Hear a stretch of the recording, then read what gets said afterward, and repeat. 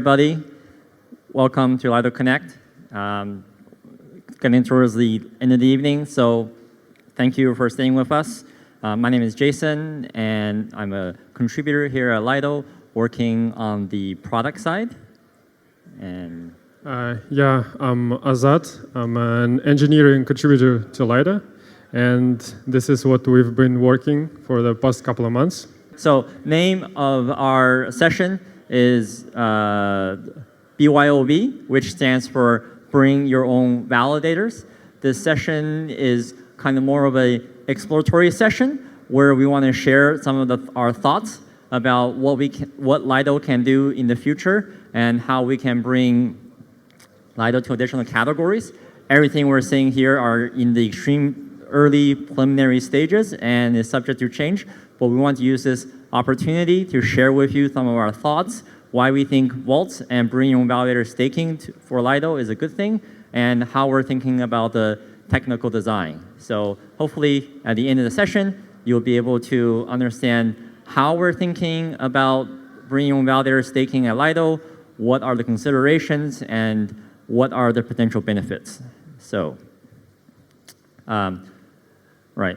So our first observation here is that when we look at staking by various different categories, as sourced from Hildavi, we're seeing that they're relatively stable across categories. The reason why they're stable is probably have various structural reasons, but what it means when we think about it is our ability to potentially attract huge new inflows into liquid staking is probably an opportunity that we can consider, but there's probably other opportunities where we can perhaps say, okay, well, maybe we should try to see if we can go the other way, which is going to other staking categories. And we think there are two categories that are particularly good that represent opportunity for us. One is this right here, this staking pools, and this unidentified, which are more or less private delegated staking that they're just choosing to be, silent about it. And this is obviously an opportunity because we think it's an opportunity for Lido to say, if we can offer a better staking experience for these stakers, they might be able to, it might be very beneficial for them, and it might be very beneficial for Lido. So when we think about privately delegated staking, right, you're in the market, you're looking for validators, cross-comparison is hard to do because there are lots of technical risk. It's not fully on-chain. There are lots of things that we think could be better there. Whereas if we have something potentially like a Bring Your Own Validator vault, which I'll explain in a minute what the exact technical descriptions are, we think that, okay, then we can bring some of these business risks, or we can bring some of these business logics on-chain that can potentially reduce lots of risk. We can standardize some of these metrics. So for example, how does APR gets computed, what represents your position. If we can standardize some of these basic data primitives, then it reduces risk, increases transparency, and in the future can maybe do something much, much more. So that's just some of our thinking of, okay, we think there's opportunity here. We can do something a little bit better than the current market. Let's see what we can do. So this high level, again, also just subject to change, right? Lido vaults. This is kind of how we're thinking about it if we were to do something that is akin to a Bring Your Own Validator setup. It will be a smart contract, very similar to some existing staking vaults now. A smart contract, it will have its own admins and its own node operators. It will be deployed in parallel to the Lido protocol. And we want it to encapsulate an independent staking position. And what that means is, say, okay, I want to have a high risk meaning I want to have a more aggressive strategy with these validators. For example, completely unfiltered relays, leverage staking, all of that. I can set up this validator setup wrap it around in my vault. And then that way, I can kind of control the risk associated with this position. Or on the other hand, I want something much lower risk. I want it to be, maybe I want it to be more compliant with various different regulations. Then I can set up that cluster there, wrap around its vault. And then that way, you can basically create more standardized products or more standardized vaults than you can offer through end clients. So that's what we mean when we say we imagine it encapsulating an independent staking position. And then lastly, this is, I think, everything I've said up to now kind of are things that's already existing in market. The last one is, okay, well, what if we can offer these stake positions liquidity through Lido protocol, right? And that way, that's something that for many node operators we've spoken with, that's something new for them. Because previously, when they were trying to offer liquid staking, it's been a difficult choice. So considerations when we are designing this, right? First, we don't want any of this stuff we've been talking about to have impact to the SDETH rewards. Our approach for this is extremely conservative. We say, we think there's a market opportunity, but we want to go very, very slowly. Secondly, we want to make sure that it doesn't bring any new technical risk to the current DAO and to the current SDETH holders, right? That's not the point here. This is, again, very conservative. And then lastly, we don't want to impact the withdrawal queues. So everything we're talking about here, we're taking an extremely slow and conservative approach to make sure that there's no impact to the wider DAO. So what does that mean? It means we're isolating the front protocol, the deployment in parallel. It's a standard vault rebalancing. We want to make sure that the SDETH that the vaults can potentially access, they don't become under-collateralized. They don't pose additional risk to the existing protocol. And the area, the part about the withdrawal queue, that's something we're doing active research on. How can we make sure that in the future, if these vaults are accessing SDETH, how do we make sure that it doesn't disrupt the rest of the protocol operations? So on the last part here, if you have thoughts or suggestions, feel free to come up after me and offer your suggestions.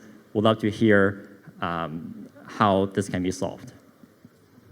So in terms of, so we talked about new staking categories. We talked about like being risky. Well, who are the customers that we would first go after? And here, we think the node operators and custodians, they are a great first customer. Why?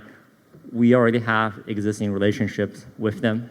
We know who they are. We would like to work more with them, and Bring Your Own Validators might be a tool for us to work with them more. And luckily, they represent a significant percentage of the current staked ETH, right? So there is a market, there is a target customer. So we believe if we do something and we do it right, and it's safe for the protocol, it's good for them, this could be a potential for a very successful market, very successful product. And then, so going back to rollout planning, how we're thinking about this. This is, not, I see people taking pictures, so not committed, take pictures, subject to DAO Vault, subject to everything. This is like everything, but this is how we're thinking about it, right? We want to take multiple steps. The first step we want to take is the MVP route, is we want to understand market drivers, we want to understand pain points, we want to understand, can we bring a product to market that solves a market pain point? In terms of the second steps, we say, okay, we validated that, now we're ready to do pre-scaling. Pre-scaling means we solve all the larger problems we discussed, right? How do we make sure it is absolutely safe? How do we make sure that their performance, meaning either withdrawal or minting or the yield, right? All aspects of performance, how do we make sure that's as best as it can be? UX, user experience, how do we make sure that it's as best experience as possible? Can we build all the integrations with all these various partners so that when we get to scaling, it can scale very quickly, right? So that phase is we try to solve all these problems. And then on the far right side, in terms of the cap, the rollout we would expect to be very similar to how we're rolling out our current modules. We start with a very small amount. We experiment, we test in market. We want to make sure that there's demand, and then we move on to a bigger deployment, right? We ask for a larger percentage of the TVL, and then we say, okay, let's fill that up. And once we've solved all the technical problems, market pain points, we've solved all the scalings, we've built all the integrations with various different partners, then we get to the last part, which is scaling. And scaling, this is where we say, okay, we can open the contract up, people can maybe permissionlessly do this, and that way anybody who wants to bring their own validators to Lido, they can do that. So that's just how we're thinking about the rollout to make sure that each of the step process is in a safe way. There's involvement from both the ecosystem and the DAO, and that ultimately everything goes as smoothly as possible.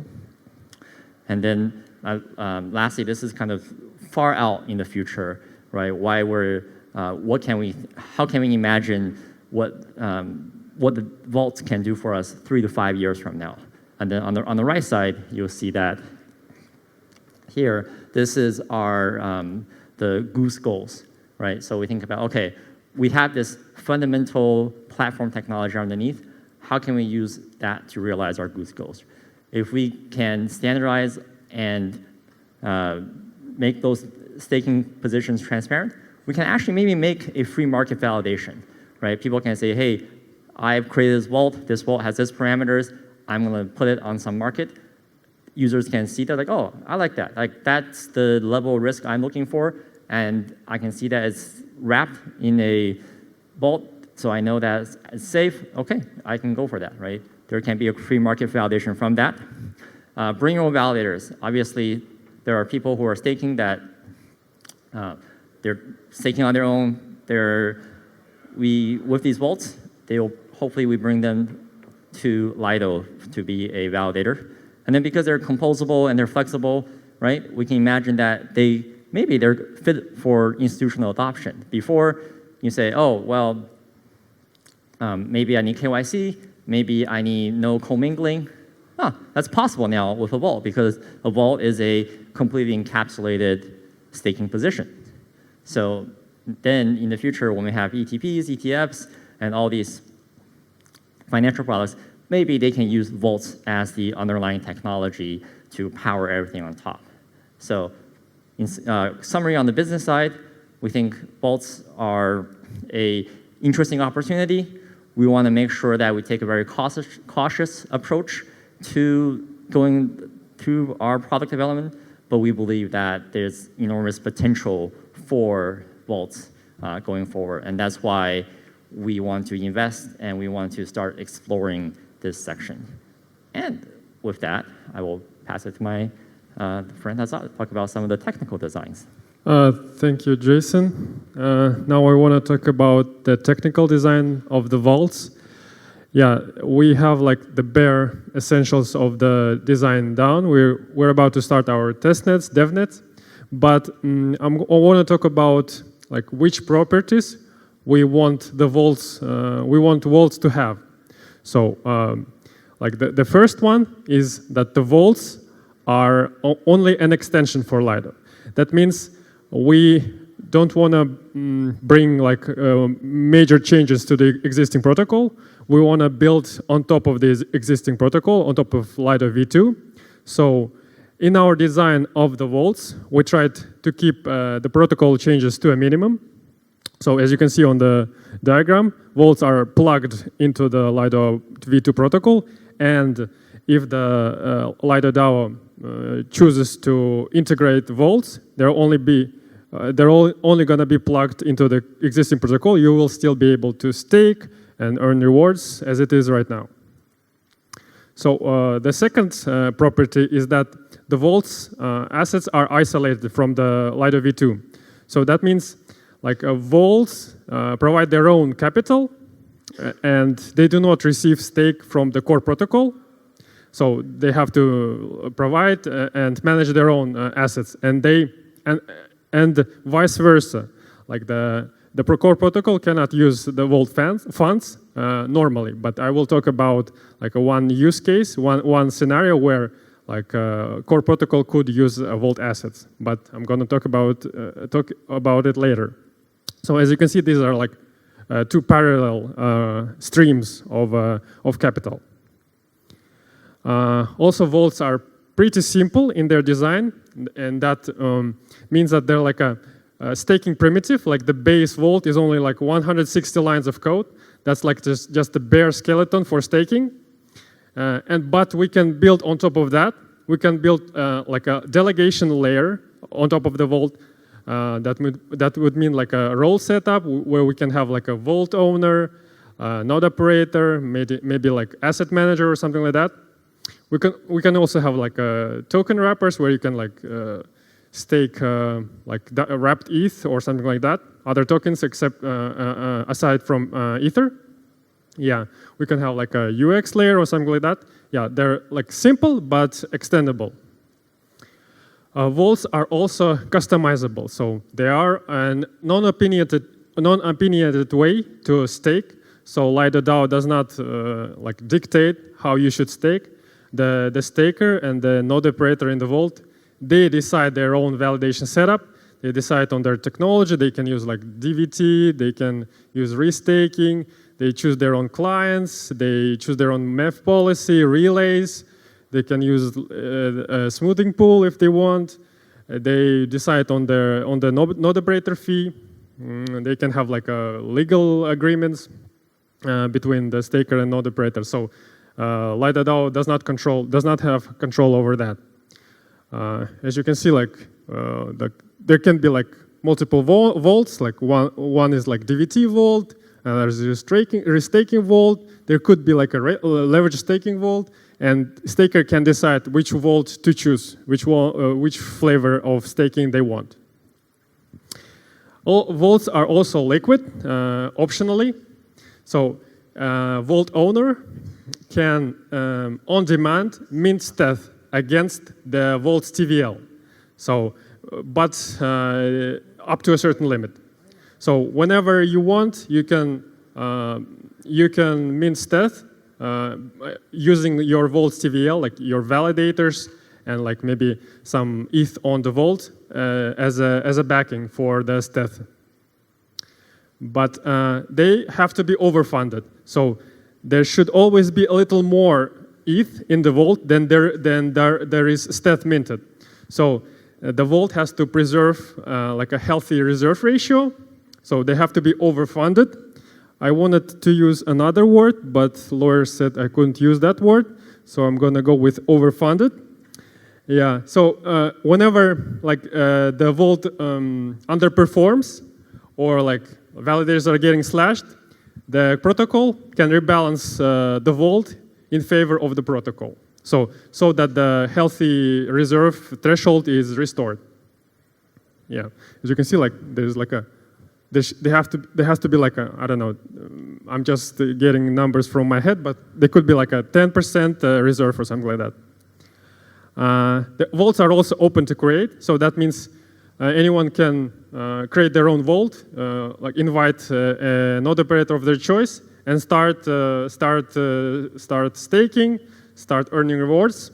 But in order to step into steth liquidity, they have to be approved by the LDO holders. So in order to be connected to the vault hub, to Lido, it has to be like an on-chain voting. But creation is completely free and permissionless. And all of these features that I've mentioned comprise what we call like a delegated staking plus. So these are like vaults are an upgrade over the traditional liquid staking that we've come to know. So they're customizable, they're isolated from the shared pool of assets, they're liquid, partially. They're simple, but they can be extended, they're overfunded, and they're free to create. So thank you. This was Azat and Jason. Yeah, hope to see you around DEF CON. Thank you.